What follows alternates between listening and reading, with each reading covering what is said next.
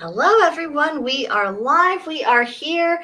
I see the handy dandy, comforting green check marks on the YouTube, the Rumble, and also the Twitter. I guess now we call it X.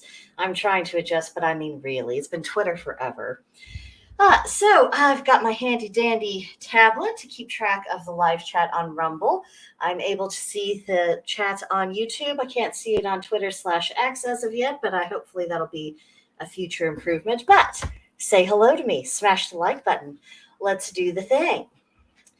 Alrighty, and to start with, we've got a couple of very brief announcements to begin with. Georgia Liberty, the Wiccan conservative, she put out a promo for the next episode of Strange Bedfellows that she's doing with Puritan Views. They're talking about the monkey trials, so I think you have a pretty good idea of what their subject matter is about to be. And that's going to be a Rumble exclusive, so check her out, Wiccan Conservative, on Rumble. Then we have Raven Wolfgar. He did his weekly reading for H223. What did you learn? And then he put out several shorts on his Havamal series. He covered verses 1 through 4. And then next week, the Blackbird's Brew Gilded Chap on the 9th of August will be pagan unification. This topic was suggested by Haunted Pagan. He's the one who does the American Folklore and Paranormal podcast. And it's going to be starting at 6:30 p.m. Central, which that's 7:30 Eastern, 5:30 Mountain, 4:30 p.m. Pacific. And we're just going to discuss that about ways that we can actually come together. This is very, on topic for the whole American Witchcraft and Paganism project, because we've got to focus more on our commonalities. We're a little bit less about our differences, and just be able to present this front to the rest of the world of saying we exist, we are not crazy, and okay. I'm currently under attack from a fluffy thing. She was biting my finger. Anyway, before my train of thought was disrupted, it is important to find where we actually come together on so we can show the rest of the world who we really are, and so they don't put as much stock into the propaganda of centuries gone by. So that's what's going on there. Hope you will join us. And now we will begin on the proper business of the day. We're going to be going and reacting to Tom MacDonald and Adam Calhoun's American flags. So, are we ready to do this? Okay, there they are. Let me make a couple of little adjustments. There we go. Let's see if it's gonna. Okay. Off and are we ready, gang? Let's watch. My people of this country and we're under attack. They banning us, they cancel us for speaking the facts. If you man enough, come stand with us, take USA back. And every time we pull up, all you're gonna see is American flags. American flags. And every time we pull up, all you're gonna see is American flags. Okay, so I watched this for the first time last week. I was very sorry it came out after my live stream, but that's when I first saw it. And just that chorus, the moment I heard it, I thought this is going to be absolutely amazing. I love the energy of it. And ever since then, I've been watching this song and listening to it over and over again. And I've also been watching how other people tend to react to it. They're not just enjoying it on an aesthetic level. They tend to like the style, they like the beat, and just how it's all put together. And certainly, as we go through the video, if you haven't seen already, the visuals that Nova Rockefeller brought to us, are just delightful. It is a treat for the senses. But what really kept standing out to me is the way people were reacting. It seems like as soon as Tom MacDonald sang out that line about, if you're man enough, come stand with us. Anytime I was watching a video for a male reactor, it's like he was sitting up straighter in his chair. He was squaring his shoulders, he's, taking up more space the way men tend to do when they're more so in a protective mode. And it was just astonishing. Just that little bit was able to accomplish what years of warnings about the dangers of Marxists and, about how men need to stand up and all of these sermons from various pulpits about how men need to become what they actually are. None of them has been effective as just that opening chorus on this song. That had a greater effect upon them. And that's something I think we ought to be paying a lot more attention to as we begin sorting out the situation our country's in. So I'll bring it back just slightly. And let's hear what they say.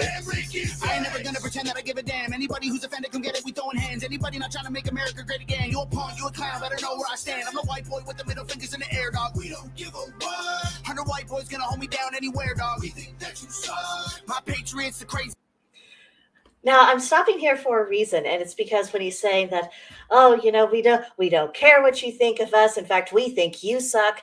We have needed that absolute rejection against the woke for a very long time, and we need it coming from more and more masculine voices because they can appeal to other men to begin to reassert themselves. Oh, and I see we've got Raven Wolfgar in the chat. Hello, Raven. He says, a little late, but damn, listen to the power that chorus packs. Yeah, absolutely. I mean, that is the first freaking thing I latched onto. But, this whole idea of, oh, we think these woke people suck. That is such a contrast between the pathetic, smarmy hand-wringing we get from the GOP. Like, oh, we just want to get along. All these Marxists who don't like anything about America, they're still our fellow Americans, and we'd really like them to like us. And maybe if we just give in and negotiate, suddenly they'll approve of us. That is just such poison. It is such poison. And the antidote to that poison is exactly what Tom MacDonald and Adam Calhoun are saying in the song of just no. We're not looking for the approval of the woke. We think they are horrible, terrible people. We want nothing to do with it. We want to assert ourselves in something that is healthy, something that is a shared identity we have as a nation, and we want to go forward. It's an appeal to life. It's not just fighting to stave off, the tide of Marxism. This is fighting to say, let's be who we are again, which is a much more powerful message, which again, just goes to show how the arts can be way more powerful than anything any politician could ever dream of doing. Hearing again from Raven, he says that opening salvo was explosive and damn well the way it should be. Oh, 100% agree. I mean, the energy of it is just out of this world. So, bring back a little bit. And let's go. My patriots are craziest. They ain't afraid of breaking fists on faces. If you really want to taste of this, no safety tip. The same the stick and spray the clip. I pray you miss, because if you don't, they gon' go wacko. Automatic gun smoke like tobacco. Never hit a lady, but it's pretty hard to tell if you're a girl or a they, them. There's these, that, those. I ain't never gonna take it. If you found yourself involuntarily smiling when he was talking about the whole pronoun hysteria, you are not alone. Every single reaction video I watched, even the people who weren't necessarily full on board with the anti-woke pro-American message, it was an involuntary reaction. The veneer that everyone is so accepting of all of the pronouns and ignoring biological reality, and everyone is just awesome with whatever they happen to think that they are at any given time. That is much more of an illusion than what I thought. I thought there were a lot more true believers out there. But judging from what I've seen in the reaction videos, specifically those who are people who you might describe as leaning towards the left, people who aren't necessarily on board with the Church of Woke. They kind of belong to that old school Democrat. They were default liberals, as Dave Rubin likes to call them. Even they, when they heard that, like, oh, it's just someone's acknowledging reality. What a breath of fresh air. And also, this is, again, reaffirming the natural condition that's supposed to exist between men and women. Men are supposed to be the protectors of women, particularly in emergency situations when we don't have the tools or the physical capabilities to effectively defend ourselves. So, the idea of them hitting us, or being violent towards us, that has always been just this whole, you cease to be a man. You cease to perform the function of a man when you go that route. So they are reaffirming a really positive message about the dynamic between men and women. And he's saying what's getting things messed up is all these people who are confusing the waters, who have not accepted the reality of their physical form. And instead of learning how to come to terms with it, they're trying to change the perceptions of everyone around them. So I liked what he had to say there. Biology is reality, gang. Tell if you're a girl or a they, them, there's these, that, those. I ain't never gonna take a knee for the anthem. Smack them, I don't give a damn, can't stand them. Gang full of randoms, fan with a handgun. Run up in your mansion, leave it all abandoned. I was raised to be brave, to the grave. United States, we love the country that they've been corrupting. Go woke and go broker if you ain't awake. My people love this country and we're under attack. They ban us, they cancel us for speaking the facts. If you man enough, come stand with us, take USA back. And every time we pull up, all you're gonna see is American flags. American flags. American flags. And every time we pull up, all you're gonna see is American flags. Again, we have this call to be brave, to face the fear, to face your insecurities, to face the uncertainty of all the things that might happen, and to accept the reality that the opposition is going to do what they're going to do. Even it doesn't matter how small you walk or how quiet you are, the opposition, they will figure out what you actually think, not only by what they can force you to do, but what you try to get out of doing. They will notice your unwillingness to fully commit to the woke cause. So you might as well be brave. You might as well take a stand. You might as well have some integrity and be who you are. And again, this is a very strong call to the men of society to reassume their position as the guardians and the defenders of our culture and our way of life. That is just the nature of man. And if you want to argue, I mean, go argue with, Odin, or argue with, the god and the goddess. Go argue with the Dagda. Argue with, Mars and Zeus and Jupiter. I mean, pick your deity. Go argue with them if you have a problem with the natural things, the way things flow. I love this message because I think it has broad appeal, not only to a pagan like me, because I'm saying this is just so completely in line with both my religious philosophy and my civic philosophy, but I can see it appealing to the Christians. I can see it appealing to people of multiple faiths, of various different backgrounds, of simply, not only is it okay for men to be who they are and to take on this job, it is desirable that they do so. It is needed that they do so. It gives them purpose and function, that if things really get to a certain place, that they know what it is that they need to do, and that there is honor and meaning in what they are doing. And I mean, if you want to talk about having a healthier message for men, certainly reasserting themselves in this way, I think that is that message. Oh, and I've got comments I need to check on. Let's see. Raven Wolfgar says that odd that this type of Patreon comes from a man who's of Canadian origin. We should be ashamed of ourselves. It takes a foreigner, though fully welcome, to come in and call the rest of us to act. Very true. Actually, I believe that he does currently have dual citizenship with both Canada and the United States. So, he has officially joined Team America for sure. But it isn't just, Tom as an immigrant who's having this hyper patriotism and really understanding what America is about and what it means. I mean, you'll see it in Cuban immigrants. You cannot find more rabid anti-Marxists than Cuban immigrants. You see it in a lot of different people, people who came out of the Soviet bloc during the 80s and the early 90s. They see the track that the woke are on. They're like, no, thank you. And I remember, I think it was a couple months ago, maybe a year ago, there was a young lady who had gotten out of North Korea, and she was talking about the environment she found on college campuses and the ideology that was trying to be rammed down everyone's throat. She said it was actually worse. So I am very, very thankful that the people who come here, they don't just love this country, they're also recognizing the dangers to it. And that helps give the rest of us confidence, because we've been the frogs boiling in the pot saying, no, this isn't okay. It's actually a problem. You probably don't want to be boiled alive. And the time to deal with it and confront these problems is now. Let's see. Then Patty's Parlor Game says the song really does make me want to mount some flags over my little jalopy. Absolutely. The more, the better. I think we underestimate the importance of visuals, the kind of symbols that we make use of in our homes and and around ourselves. It's actually, thinking about, what imagery we have. It's actually what's led me to change up some of the graphics, even on the introductions to the channel and everything else, just because I want to be putting forth a particular impression of, I am a pagan, I'm an American pagan, I love this land, I'm rooted in this land, as I am rooted in my spiritual practices, and these things can be at one. I think that's an important visual to give people. And of course, the visuals I chose are pretty specific to someone who lives in the Midwest. And what I would love to see is other American pagans who, are sympathetic with this whole idea when they are creating things for their channels to have it reflect the environments in which they live, things that are close to their hearts, the native animal and plant species, the landscape that they have. I think that'd be a very powerful message. And it's not something that people would necessarily pick up on consciously, but it would still get into their brains. Let's see. There's all kinds of chatting. Let's see. Raven Wolfgar says Pitbull being a prime example of what you're talking about. Not only do we have a man of foreign origin, but we have a convicted felon telling us to get up off our shoulders and do something. I'm proud of them personally. Oh, absolutely. We should all be proud of them. I mean, America's in some ways, it's always been in kind of an underdog story or a comeback story of, you made mistakes and now you are making different choices story.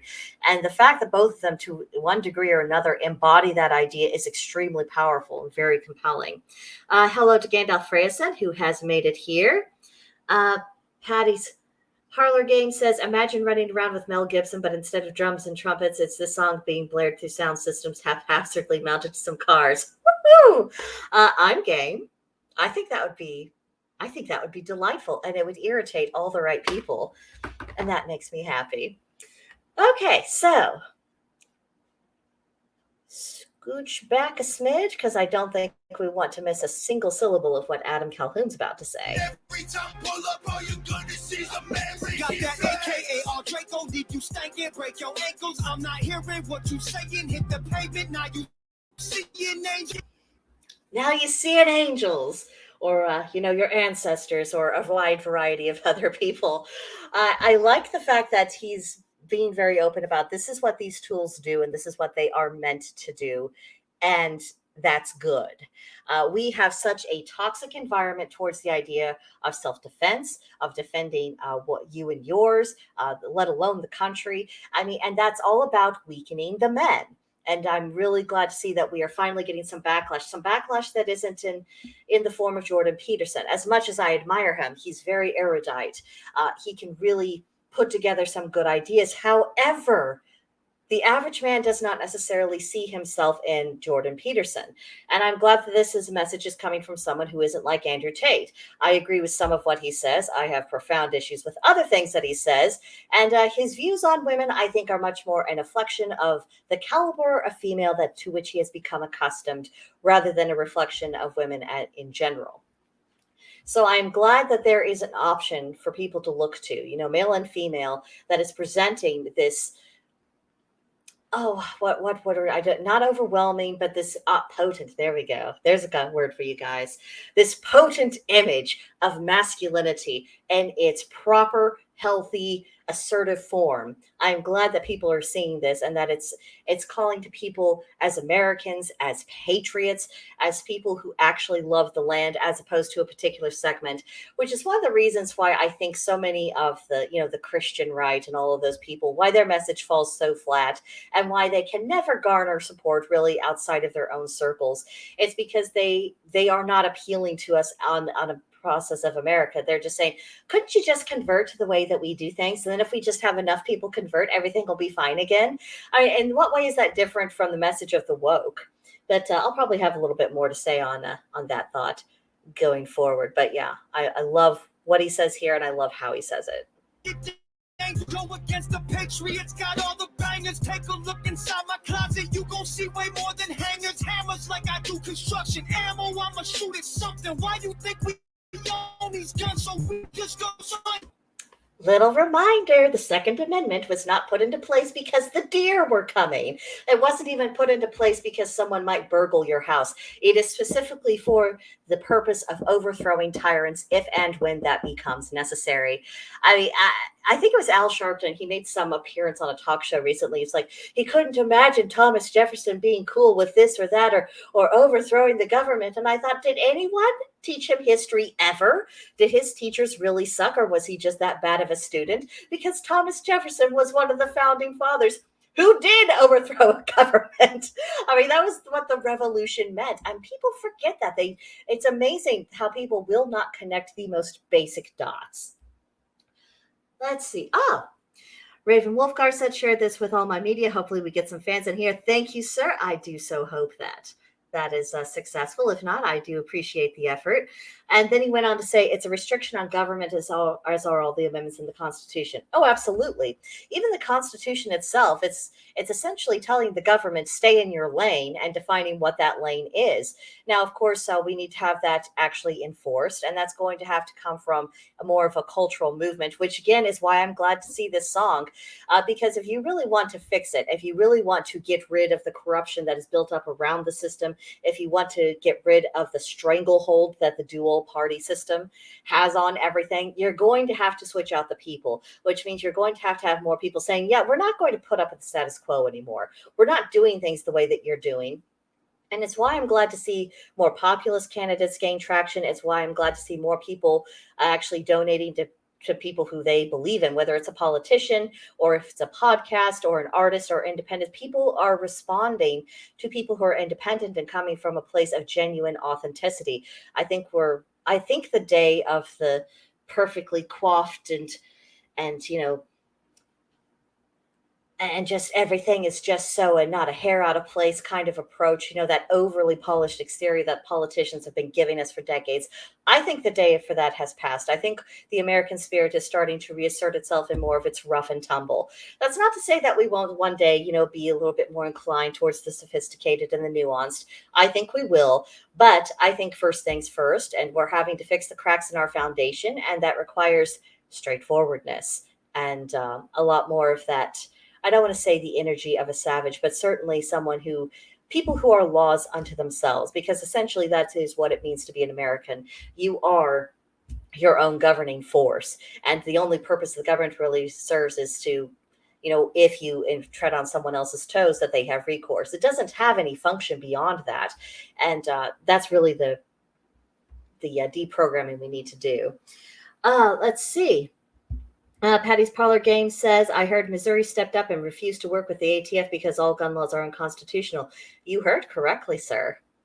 Missouri's an overlooked state, and honestly, I don't want the riffraff from California, New York to move in here. I kind of like it the way that it is. But yeah, we are a very deep red, Constitution-minded. We hate all forms of overbearing authority. There are things that Missourians are not as prone to putting up with, and I was very glad to see them take that step. Law was also passed last year that forbidding anyone from using any available fuel source for whatever purpose.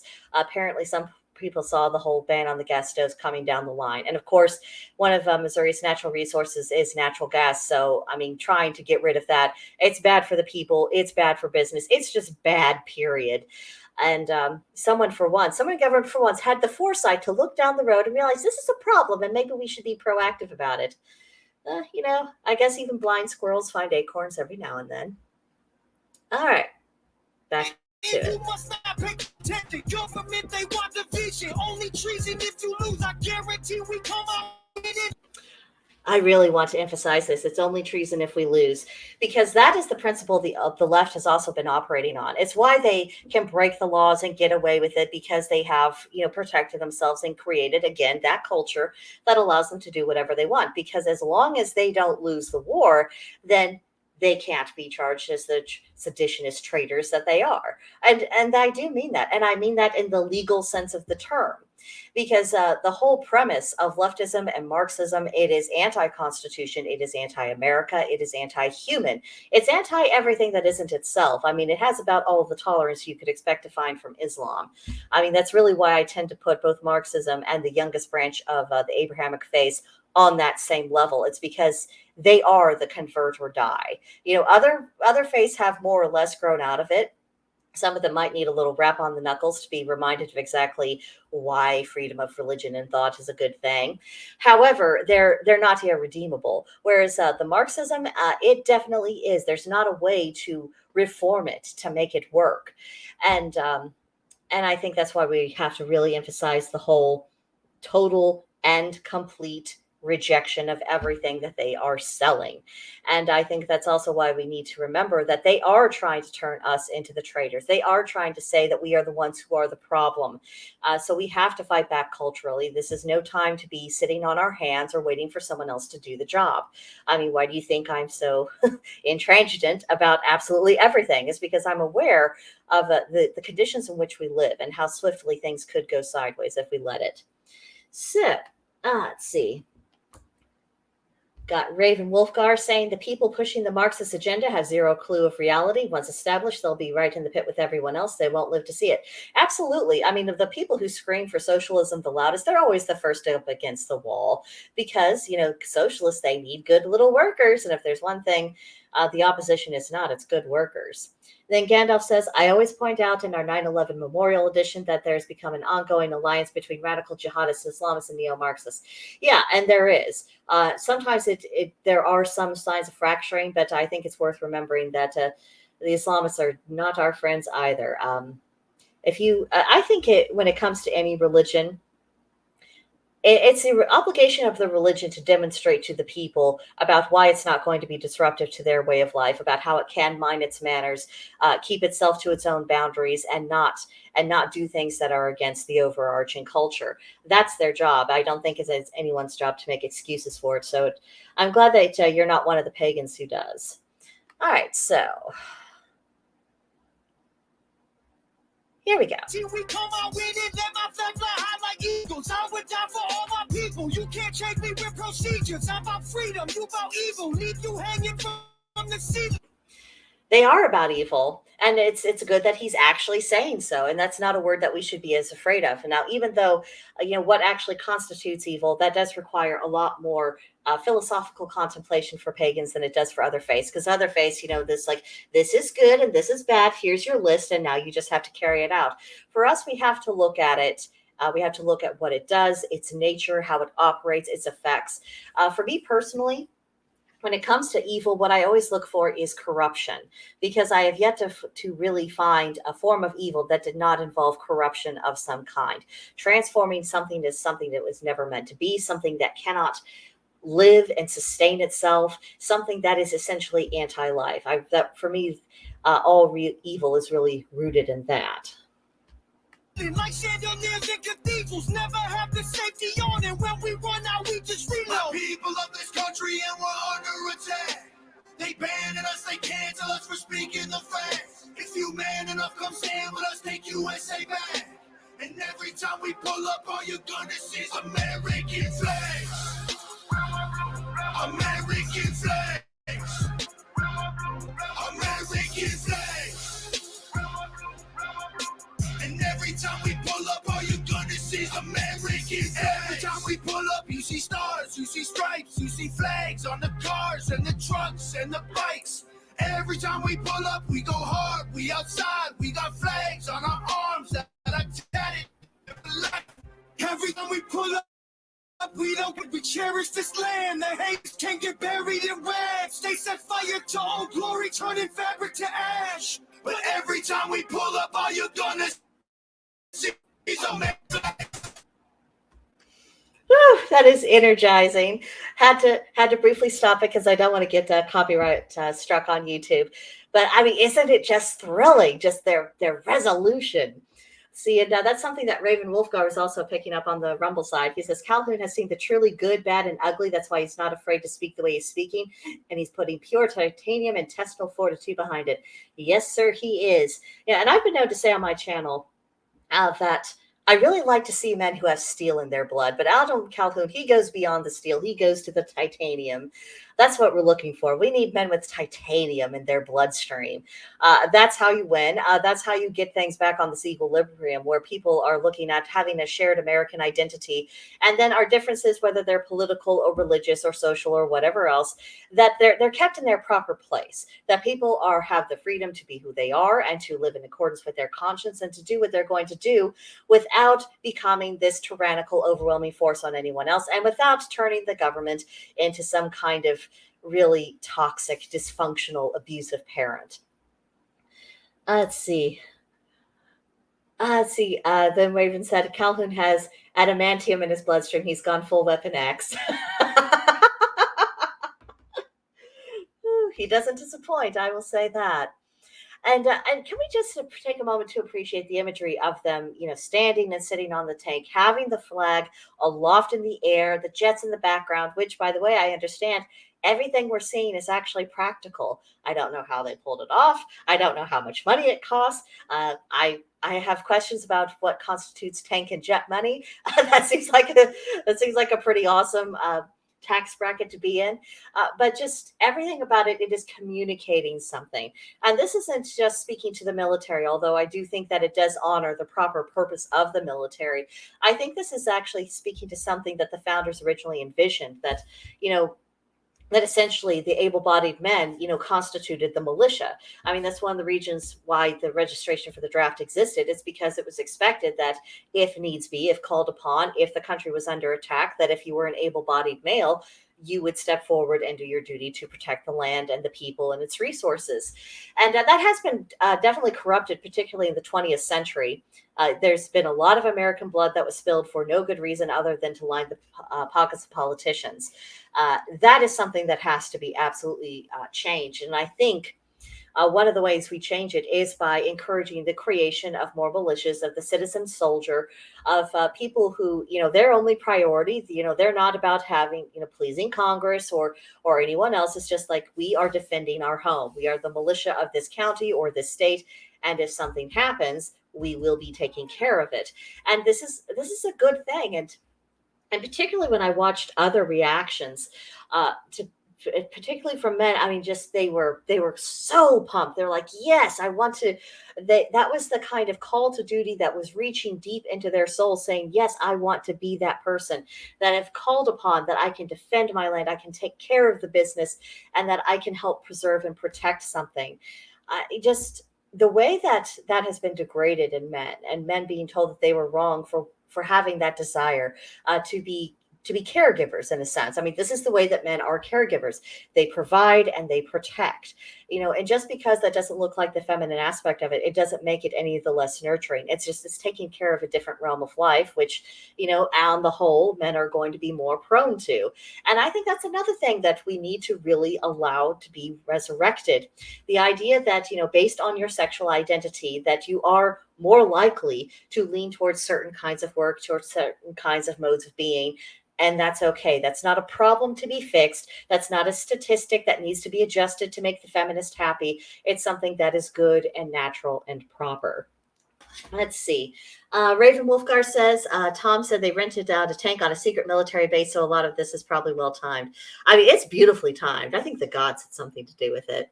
Patty's Parlor Game says, it's cool to see that there are units out there taking funding for this messaging rather than TRA subverting patriotic youth. Oh, absolutely. Absolutely.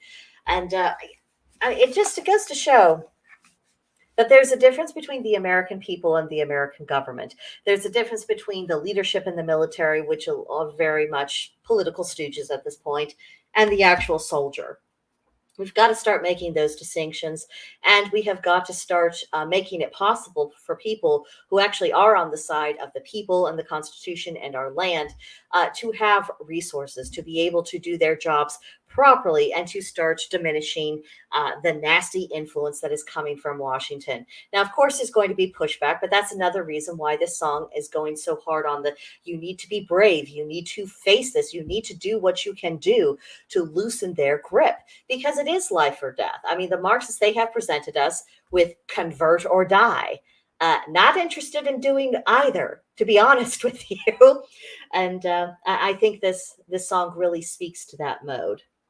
Let's see. Then Raven Rolfgar says, I'm going to buy this album on release, autographed. Naturally, got to get it autographed, not because of resale value, but because I want it. Absolutely. Not everything is about resale, for sure. Not everything's about resale. Now, I'm going to back up a little bit just so we can enjoy that last little bit, because, gods, it is just so good. Okay.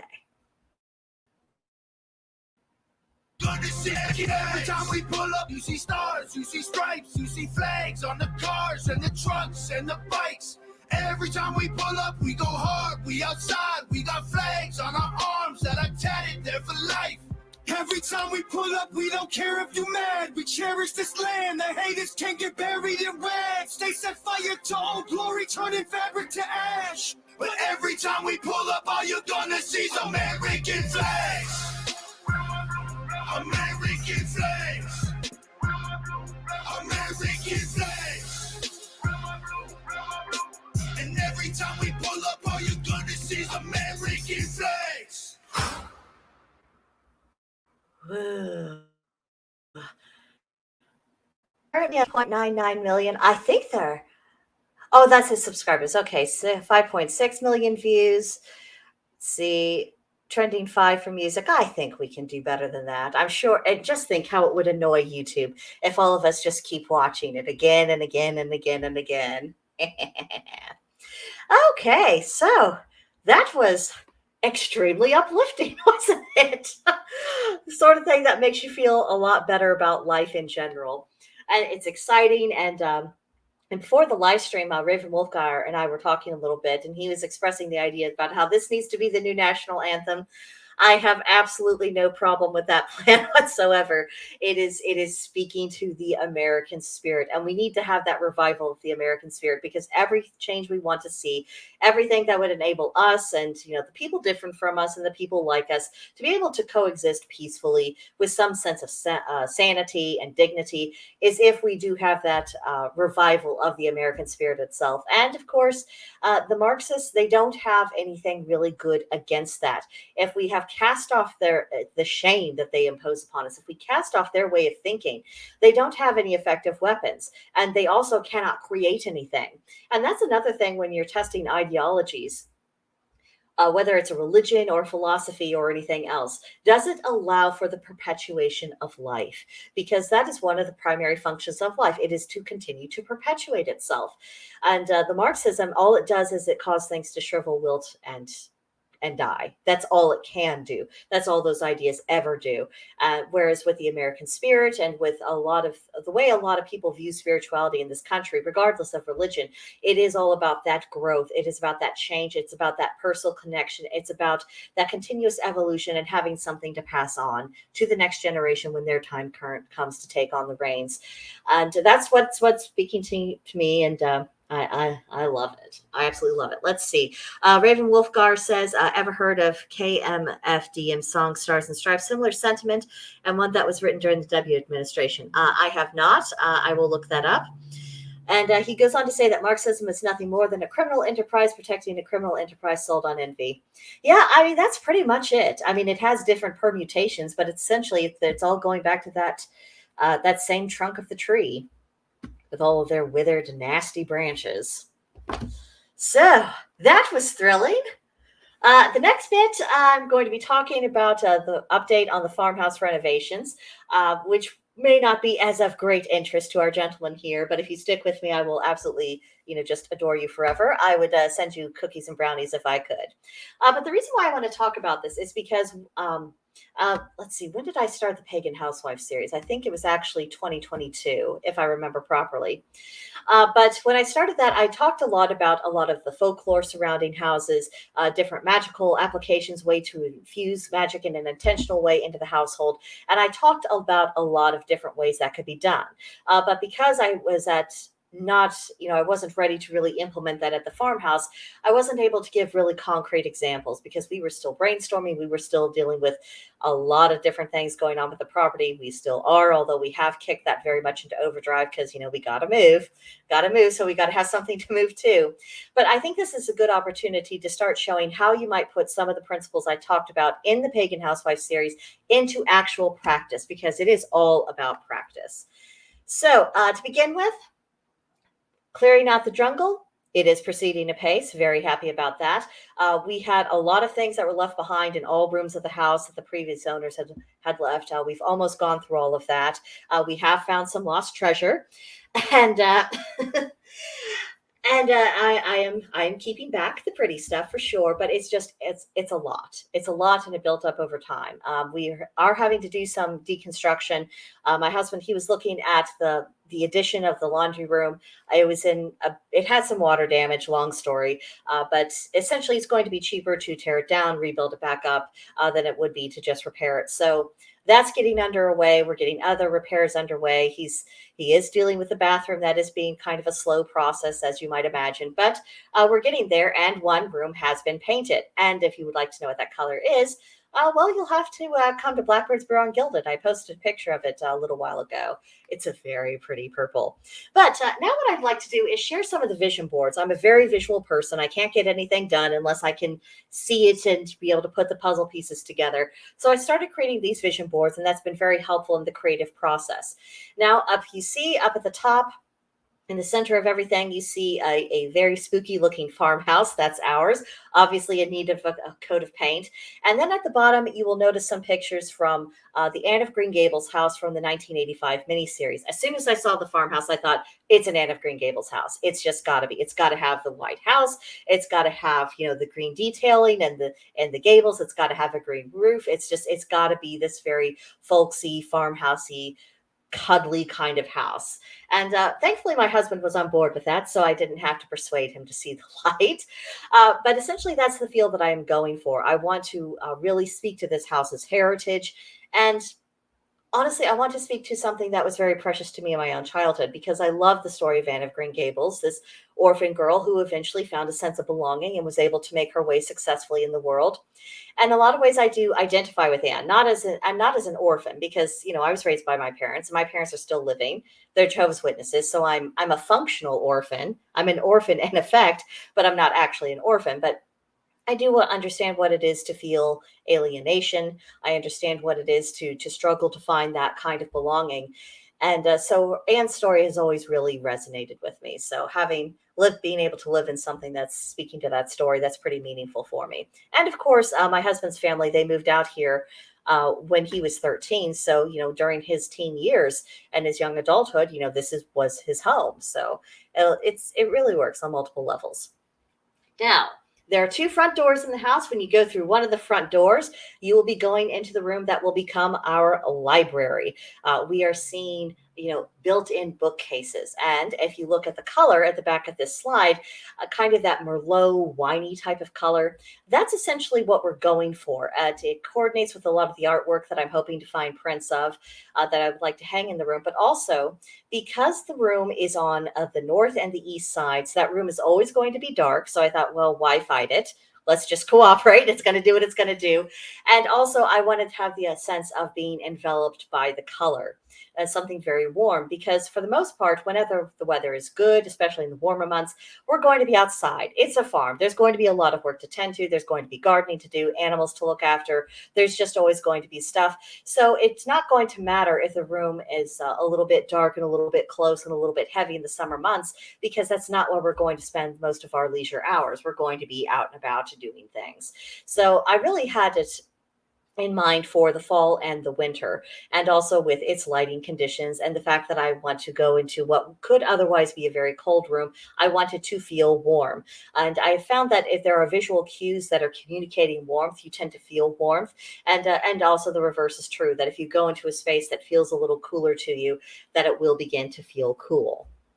So that is essentially my feel for the library. Comfy furniture, leaning a little bit into the Victorian detailing that's already in the house, but not so much that it loses its more rural and rustic feel. So that's the atmosphere being created there. Then on the other front door of the house, you go through that and you go into the dining room.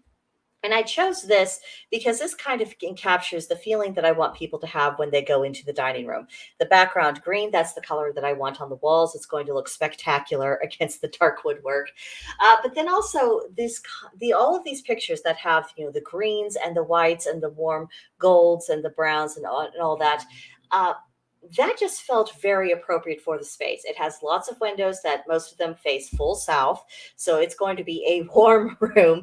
So I wanted a color that at least felt a little bit cooler to take, to kind of tap down that warmth a little bit.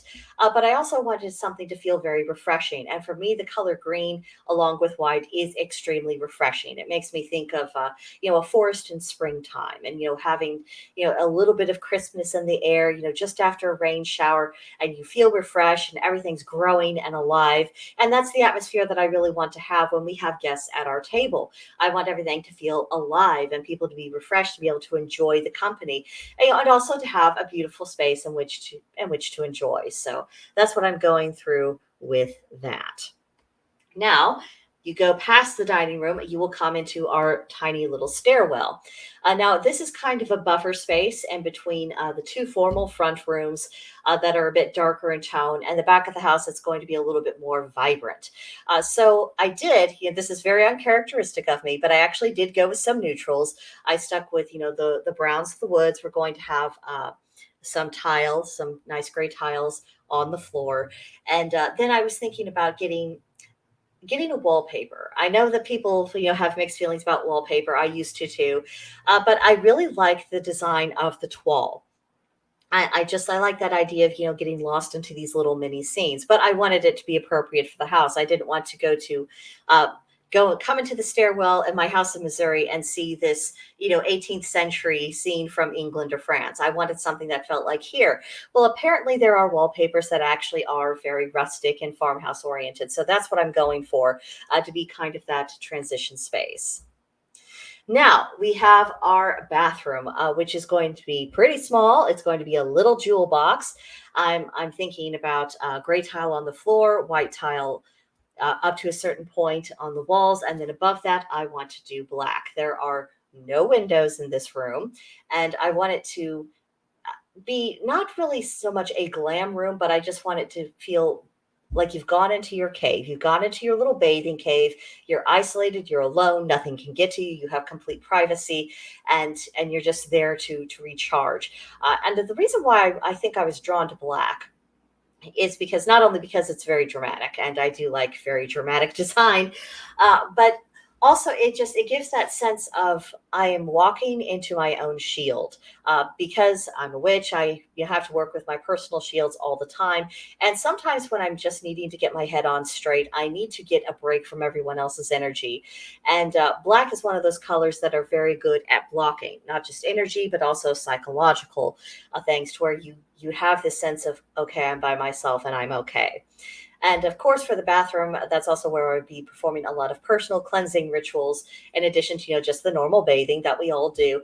But I wanted to have the right kind of atmosphere for that work. And, by making some choices, it's possible to create that. Next, the kitchen. Once you get past the stairwell, the kitchen, it faces west, so it's going to get a lot of that late afternoon light.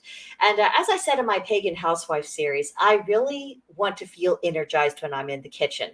I want to feel creative, full of possibilities. I want to have the feeling that I got as a kid when I had a brand new box, crayons, the 64 count ones, or even later on the 96 counts. Oh, that was a beautiful addition.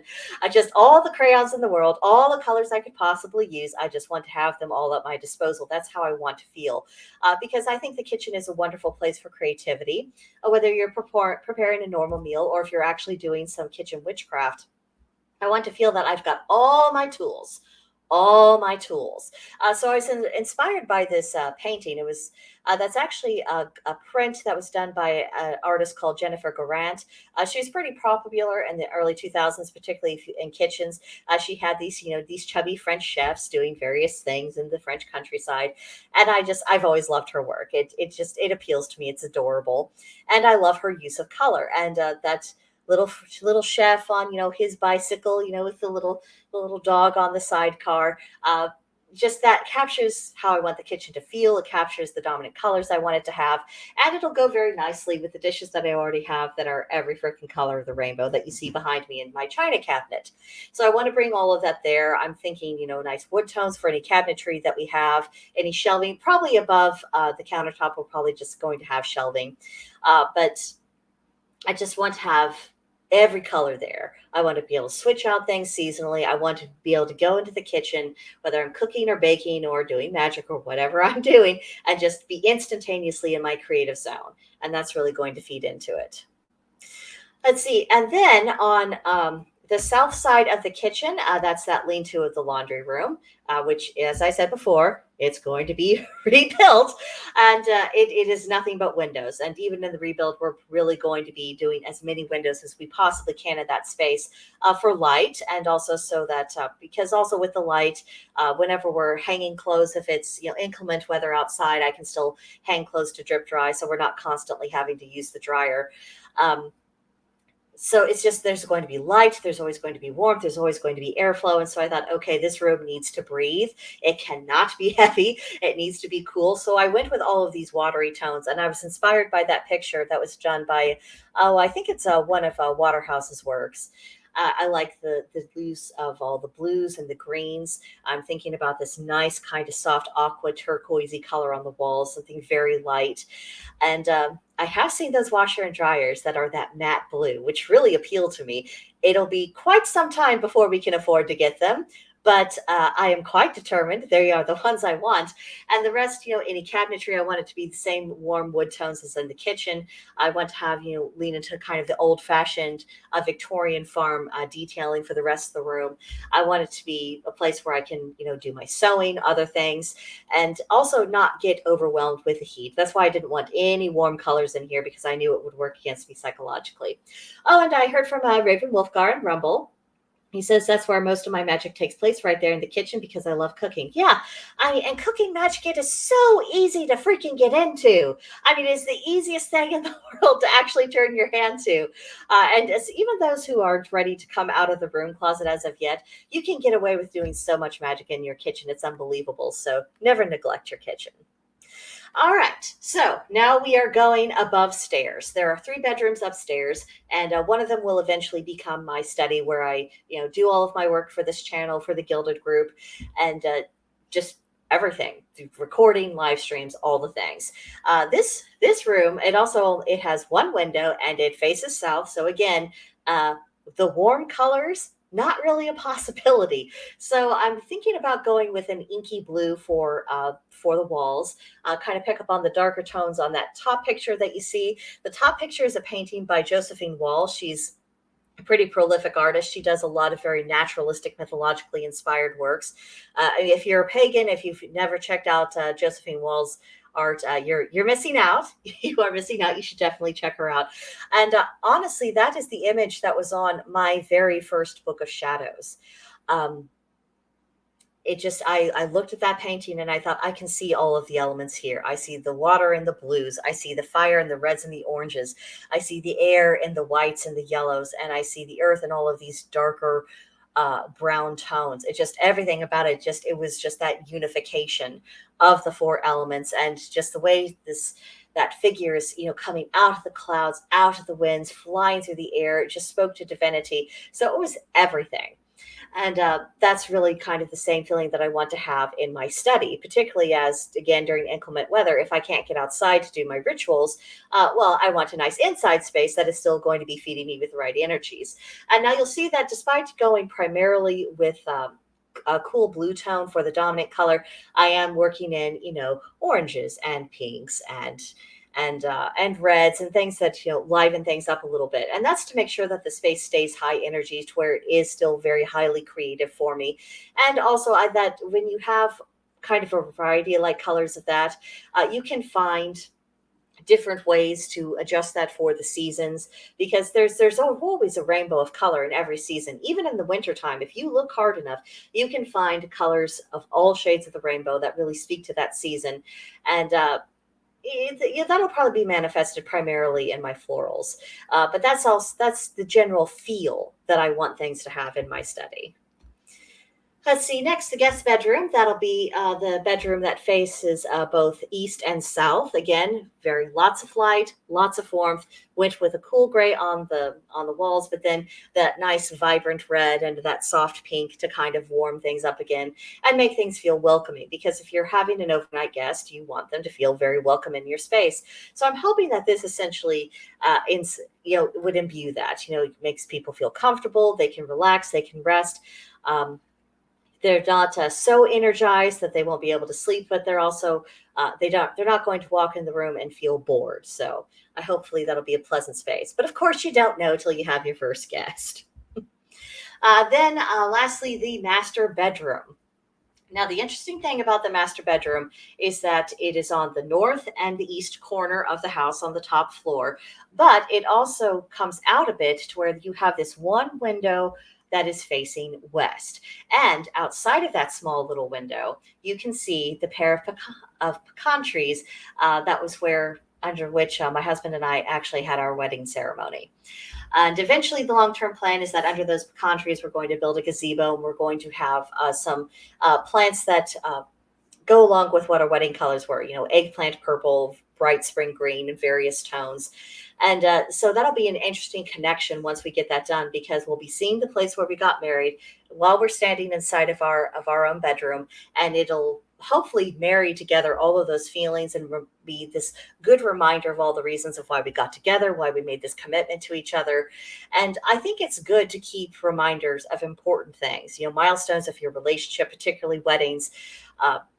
So that whenever you have those days where you're driving each other crazy and strangling your spouse feels like the right thing to do, you can decompress a little bit. You'll be in an environment that reflects the environment you wanted on your wedding day, and it reminds you of, yes, okay, maybe they were an idiot, but they're my idiot, and I still want my idiot in my life. And I think color is a good way to really express that. And again, with the purple, while it is very dark, it's actually very, very close to what I have in the vision board, what we painted in the room.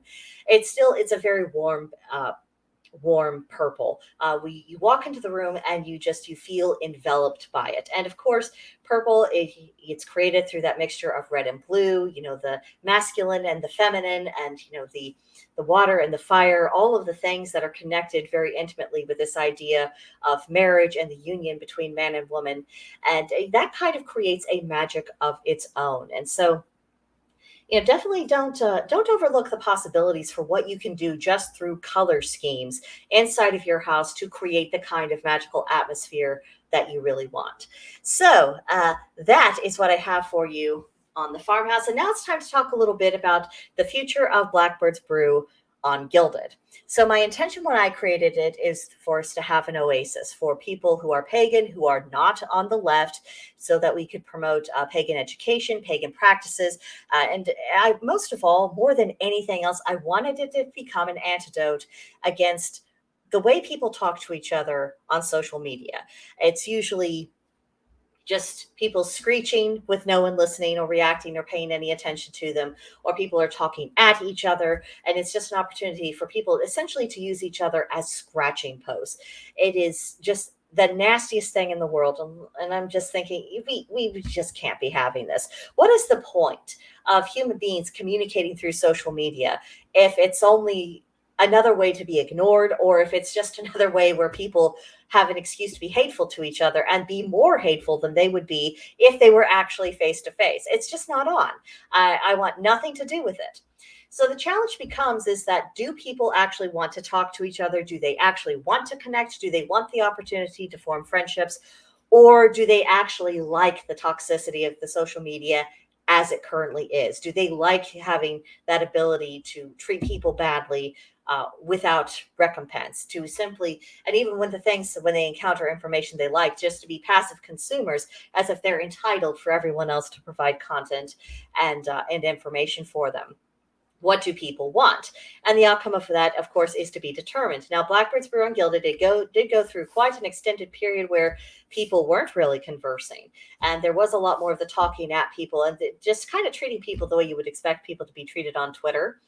And I sent out a little message yesterday and I said, hey, gang, I'm noticing And that's not what this place is for. This isn't a place to ignore people. This isn't a place to take content creators for granted. And it's not a way to just talk at people or to have the most useless of debates. It's, having a debate is fine, but when it's just two people digging in their heels and just constantly reiterating their original positions, what are you actually accomplishing? That's not what a debate should be. And that's all that debate has become in this age of social media. So I said, so either this group can actually be what it was intended to be, or I need to take it down. And what I told people is that essentially I was going to give it from now until the end of the year, and I was just going to watch how people use it, and I would make a decision accordingly. Now, thankfully, a lot of people in the group have actually responded to that, and people are communicating. We had a really interesting conversation only this morning having to do with how pagans might approach the issue of spirit possession, willingly or unwillingly, or how you deal with hauntings and things of that nature. The conversation, it evolved, which was beautiful to see, and multiple people were involved in it, and there was an actual exchange of ideas, and people were, there was connection. It was a human conversation.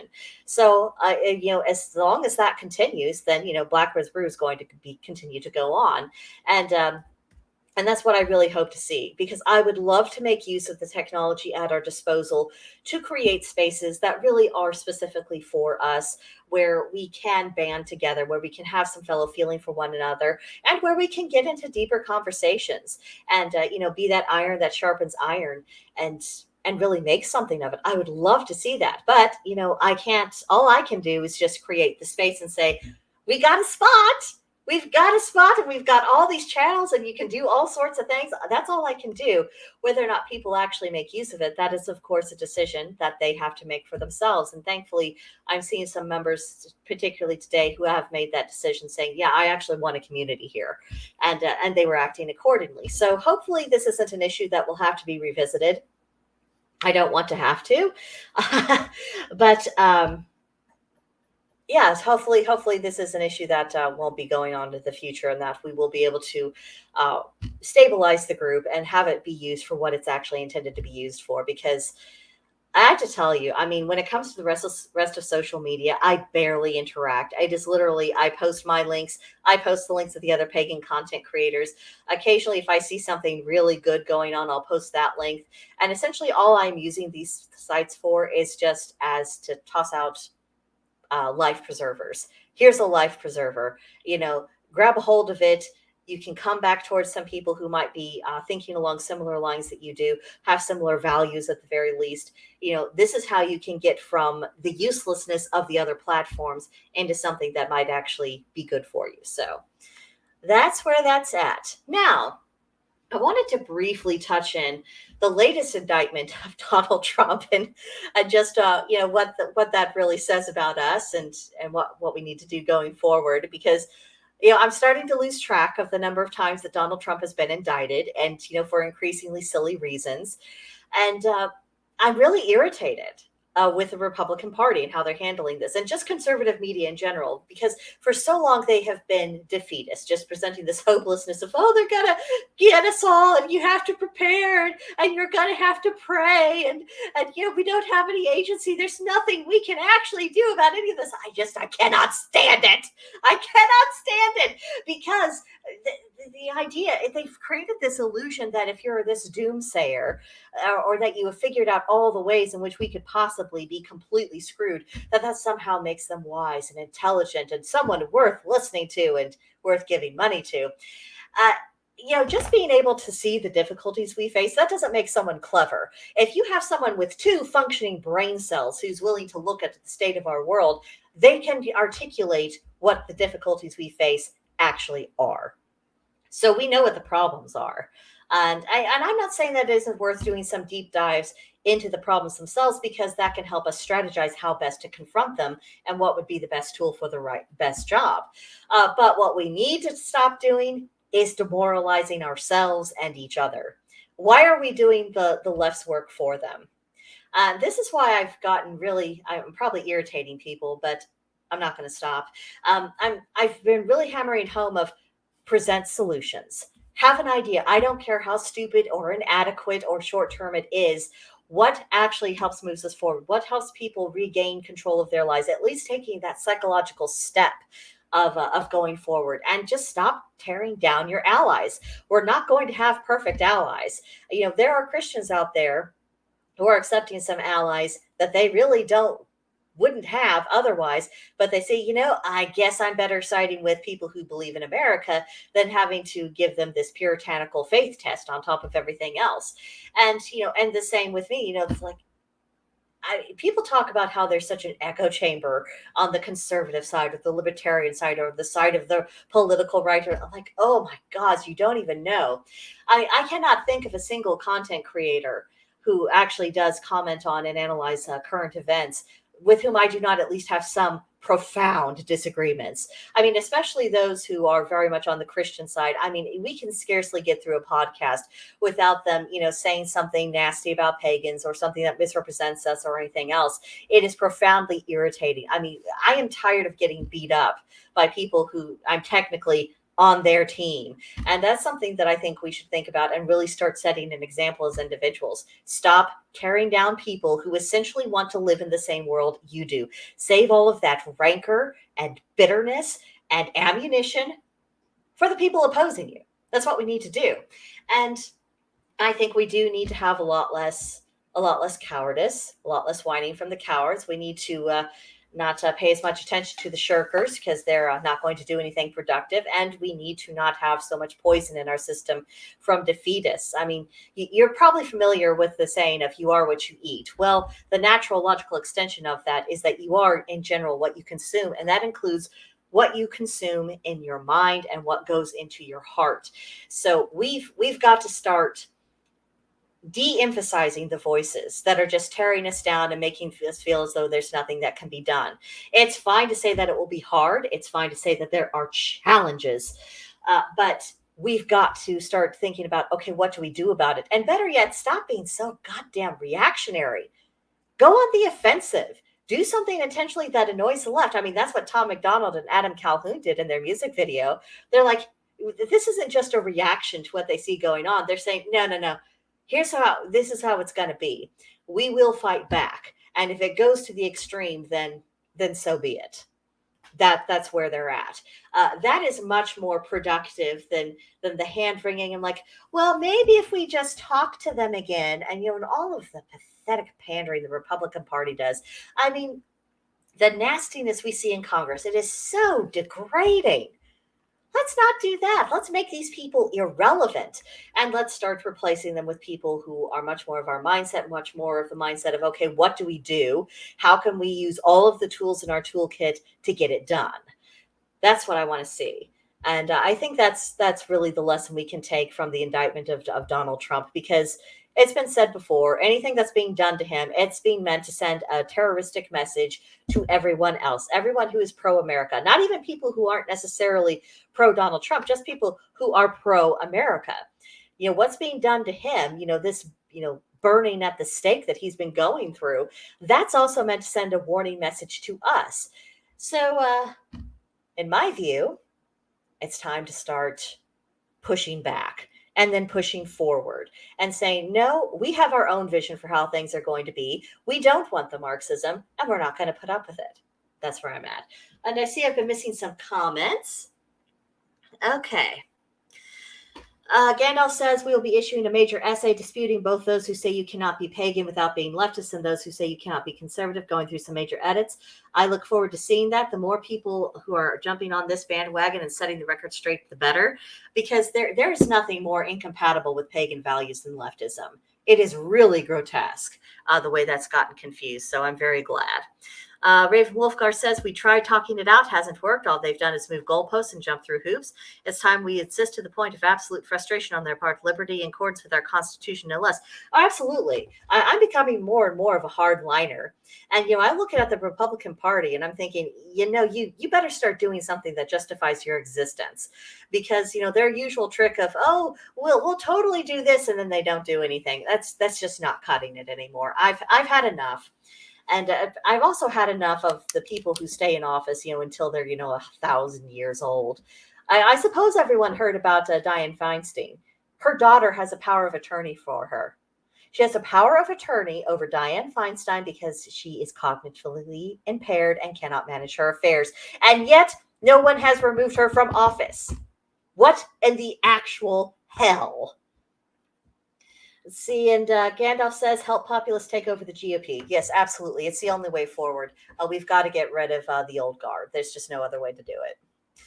All righty. Now, to finish up today, I'm going to present a defense of what I describe as kitchen table witchcraft. Now, what I mean by kitchen table witchcraft, I am talking about getting everything boiled down to its most fundamental principles, living your path without overcomplicating it, and just getting the job done. Not getting lost into la la land or all the people who think they're so mysterious and cool and intelligent, but who can barely sustain a conversation on any topic. It's rejecting the affectation of some people in the cult world and focusing on what actual matters. Because if you think about it, in the pre-Christian era, whatever term people who were practicing the magical arts in a spiritual context, no matter what they called themselves, they were not doing what's being promoted in a lot of corners these days. They were focused on needs. They were focused on using what they had, and they were focused on let's get this done. And not everything could be a major production because you didn't have the luxury of big productions. Because back in the day, it was all people could do to raise enough food to feed themselves and sustain themselves through the winter. So this idea that everything was always highfalutin and complicated and this and that, maybe in climates that don't have particularly severe winters, maybe you'd see a little bit more of that tendency, but that's a luxury. Doing things like that is a luxury, and making things you have to be initiated this and mystery that and everything else. Can we finally see through to the reality that is just a control mechanism that humans use to decide who's in the club and who's out of it? Can we get there? Because I'm really tired of having to rehash that issue. And when I say tired, I mean massively bored. And when I'm bored, that means I stop being tactful in any sense. So for the sake of harmony, can we as a community get beyond that? So this is really about simplicity versus needless complexity. Because if the result is the same, and complexity isn't serving the purpose of making someone more disciplined, and it's not, giving them an extra layer of whatever they're doing. If it's not serving a purpose, then there is no rational argument in favor of unduly complicating a magical practice. And what's more, if you have small but consistent efforts, you are going to get better results over time than, these big dramatic attempts to try to sort everything out in one go. That's not how life works. And because we know that's not how life works, we can also, discern that that's not how magic works either. And think of it this way. Household management. Who's more likely to have a household that's under reasonable control? The person who makes their bed, does their dishes, and does a small amount of tidying each day, or someone who once every 3 months does a big, massive clean and isn't it sparkly and then doesn't do anything for the next 3 months? Who do you think has a more pleasant lifestyle? Who do you think is actually in more command of their life and actually in control of what's going on? I think it's the person who does the small moves that keeps everything from, more or less under control, and that's slowly building up a pattern of behavior. Whereas the people who only do big things every once in a while, that's great. Glad to see the energy. Shame you can't do it consistently. And when it comes to the mysteries of magic, or, where the gods are just the mysteries of the universe, all of that has enough mystery without us artificially manufacturing institutional mystery. And I've really been hammering this point home lately, and it's for a reason, because I do think we need to get past this. All magic functions in accordance with natural law. It is a natural force. It is expressing itself in a natural way that is consistent with that natural law. What that means is that anyone who has the well of talent, they have the ability to work with magic, to detect it, and to learn how to utilize it. And if that person also has functioning brain cells, they can figure things out. They could figure things out without the aid of books if they really had to. Now, thankfully, we do have books, and we do have practitioners that are in communication with each other, again, through social media, which is why I really want Blackbird's Brew and Gilded to work out. But, even with the barest amount of guidance, If you understand basic principles, if you are willing to look at results and you are willing to see what patterns emerge, you can figure this out. If you have the ability and the brains to do it, anyone can do it. The idea that someone else has to initiate you into the mysteries in order for you to count is absolute nonsense. I am done with that. And I am done with playing nice with the people who continue to perpetuate that, because it is getting in the way of people's studies. It is putting people under needless control of others who are just, it's how they make their money, or it's how they feel good about themselves by having these little acolytes who think that they have to rely on them and that they can't get any further on their path without them. We have got to reject this illusion. We've got to. Now, if also in reference to kitchen table witchcraft, if people are focusing on their everyday concerns and you're actually taking care of your business, you're going to be more magically successful than the people who are trying to direct larger events, particularly if they're working on their own. Now, I bring this up because once upon a time, I knew a witch. Her life was a mess. It had been a mess for 20 years. And it was not getting any better. If anything, she was getting worse because her patterns of bad behavior and self-destructive behavior were getting more ingrained. But whenever you asked her about her practice, she's like, I like to deal with world events. Okay. So picture this. That practitioner is a drop of water, and the world events are the tide of the ocean. And this drop of water is wanting to direct the ocean. How do you think that works out? How do you think that actually affected her practice and her spirituality? If she had instead used her capabilities to actually sort out her own life, create some stability within her own soul, that would make her in a better position to band together with other people in order to create larger effects that could have an effect on the world, or at least on our society, or at the very least on her local community. You have got to come to grips with the idea that all power has its limits. I mean, we know this from nature. The idea that somehow magical practitioners would be, exempt from any kind of limitations because they're magic. I mean, it's a cute little daydream, and it's been sold to a lot of people who've really taken it to heart. But you can only sustain that illusion if you don't think about how things actually function. So really think about that. Think about, are you actually using your talents to benefit your life? Because until that's sorted out, you're not going to be much use to anybody anyway. And until you learn how to utilize this, until you not just have the theory of how to operate magically, but you have the practice and the experience of it as well, you're not going to be able to have that larger impact you might want to have. You've got to build yourself up. And at a certain point, you do need to band together with others in order to do bigger things. It's just the way that it is. And if you go through this process, it will help you build a rational self-confidence. You won't come across as a fantasist.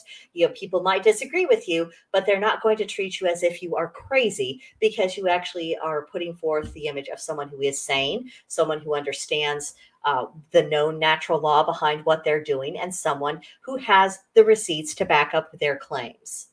Something to think about. Now, I've been missing a little bit of the comments. Gandalf had to leave us. I hope you have a good afternoon, Gandalf.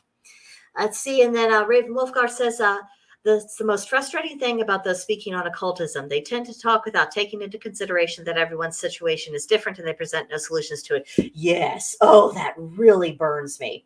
It really, really irritates me. And what also irritates me is people who will quote the works of people without actually having to think everything through, because there's all kinds of magical theories that are not taking what we know of natural law into account, things that are contradictory, things that violate known principles. And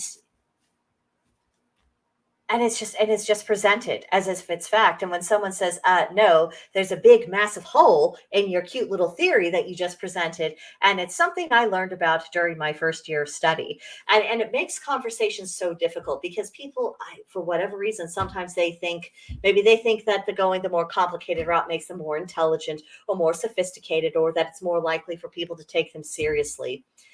And that's something we've got to change our own culture within the craft, and with paganism in general. We've got to make that shift because it's hurting people. It's putting them on the wrong track. They will find more magical frustrations because they're operating on a false premise.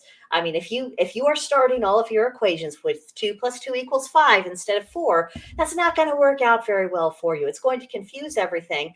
And that's what I think leads to a lot of disillusionment among a lot of practitioners. They think, oh, maybe I was just deluded. Maybe there is nothing more. Maybe we are just meat and matter. Maybe there's nothing. Maybe all of my instincts are just, maybe I'm crazy. Maybe I need to be medicated. The reason why they're coming to those conclusions is because they did not go back to ask themselves the basic question. When someone told you that 2 + 2 = 5, did you question that? Did you think, no, actually it makes 4?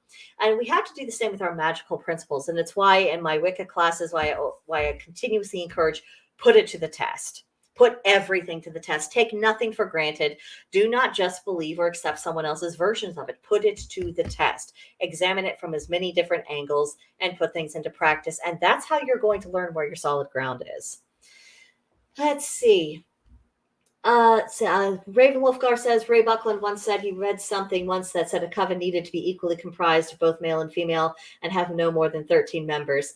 He made a face and said, no one questions this. Where are you going to find a hermaphrodite on short notice? Woo, I like that. I like that a lot. It's so silly. I mean, it's so many of the old conventions about, what must happen in order to practice witchcraft. People fail to take into consideration that some of that nonsense was propaganda that was created by the church. Not surviving remnants of paganism, but just propaganda that was created by the church.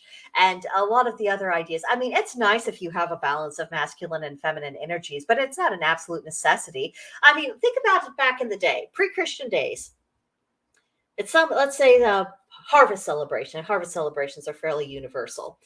Village gets together, and whoever is, taking the role of the priest or whatever, they're leading things through and people are focusing their energies on the proceedings. What are the odds that you would actually have even numbers of male and female? Are we to believe that they were unsuccessful in any magical workings or propitiating the gods or making some kind of spiritual connection just because the numbers were uneven? Are we really? Do we actually believe that? I mean, it's just sheer nonsense. There's a lot of things that if we just apply a little common sense, we can say, okay, I can reject that idea, or okay, someone had a little screw loose when they came up with that, and so I don't have to take it seriously. And I mean, and that brings me back to an issue I've brought up on many live streams and many videos about how the idea of avoiding judgment is not something that's possible for pagans and for witches in particular. We've got to be able to pass judgment. We've got to determine, is something so or is it not? I mean, if without judgment, can you imagine if an architect abandoned judgment? He's like, well, according to what my experience, my math, we should have something steel that's, this kind of dimensions that can handle this amount of weight, but that 2x4, I mean, it's just really a matter of opinion. I'm sure it will be fine. The building totally won't collapse. I mean, can you imagine? I mean, that would just be a threat to life. We cannot exist without judgment. And what about ourselves personally? We've got to decide what's good for us and what's bad for us. And this is where I'd like to really draw upon what Raven was saying a moment ago about people's individual circumstances. We have different dispositions as human beings. We have different talents. We have different histories. We're very complex creatures. To say that there's a Band-Aid one-size-fits-all solution for everything, that just isn't realistic. What I'm going to need as someone with my personality type will be different from someone who has different motivations. And I'd actually like to encourage people, if they haven't already, to do a little bit of investigation of the Myers-Briggs Traits Index. There's free tests online. You can get a ballpark idea of, which of the 16 types you really fall into. Because one of the things that it measures and expresses is people's thought processes, what they notice first, the order of things, their priorities, what they give greater heed to. Because someone who's more emotionally driven is going to process information and will be persuaded through different means than someone who's much more on the rational side. And that's actually a conversation we could really get into. I need to see if anyone on the server would like to get into that. Of course, I also need to check my schedule because with the renovations on the farmhouse, my availability and what I can do when and where, it's a little up in the air some days. So that's probably a conversation on another time. And this has been going on for over an hour, so I probably better stop things here. But thank you everyone who is watching today, and particularly those who are commenting, becoming part of the conversation. Because again, if we are not using social media in order to have meaningful exchanges with each other, I don't see the point of social media even existing. So thank you for everyone who's really getting the point on that, and who's making this a more human experience and having more of an exchange. It makes the conversation better. It makes me better. A lot of times people will think about things that, just it just didn't occur to me. And then that forces me to kind of think about things on the fly. And hopefully that's helpful, not only for people who are wanting to get into a topic, but also for newcomers. It is okay to not have done, 12 years of research and to say, okay, based on what I know right now, what I've learned and my personal experiences and what I've observed in the world, based upon that information, I think X, Y, and Z. And then, saying, but, I want to investigate this further. So I'll take in more information and I'll see if that changes. It is okay to speak from a place from where you are at, whether you've been at this for 50 years or 5 minutes. You can do that. And that's honestly one of the things that I encourage at Blackbird's Brew. I mean, on our group chats, we usually have a topic or a theme for the night. It doesn't mean that you have to do endless research. It doesn't mean that, you need to come prepared with charts and quotes from famous authors or anything else.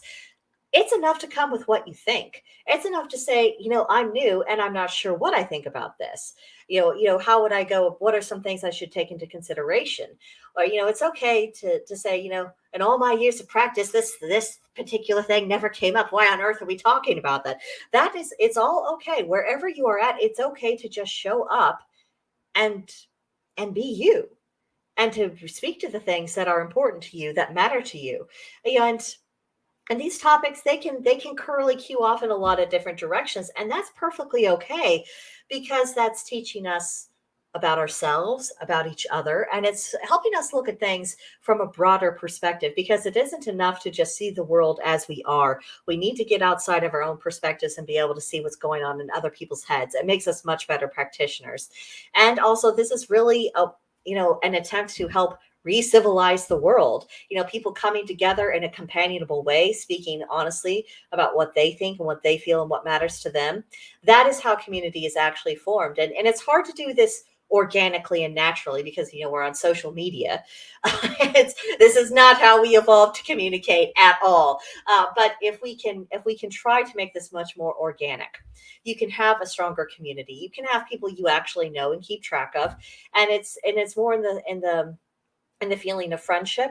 It's more in the feeling of, we have this common bond of not just our nationality, but also our religious faith. And that has meaning, and that matters. And that helps us also learn how to form the bond with others who are around us locally. So it's all good practice. I mean, and we've got to resurrect the art of conversation. I'm not going to pretend I'm good at it. I always appreciate people who are good conversationalists, because that helps me, and it takes the pressure off of me, and also I can observe what they do and how they flow, and that helps me be a little bit better at what I do. So everyone has a role to play, and don't be shy. That's the main point. Don't be shy. Okay, enough rambling from me. Link in the description box to Georgia Liberty and Raven Wolfgar. Also link to Tom McDonald and Adam Calhoun's song. If you have not watched it yet, absolutely should. I think they deserve a lot more views. I think we need to really antagonize YouTube, and just send a message. Sometimes as simple as that is, leaving a like, leaving a comments, doing multiple viewings, supporting people who are also doing reactions to it. That sends a message to the power that be and tells them, what, time's up, and we're tired of putting up with you. So don't imagine that what you do is useless or meaningless, because it's not.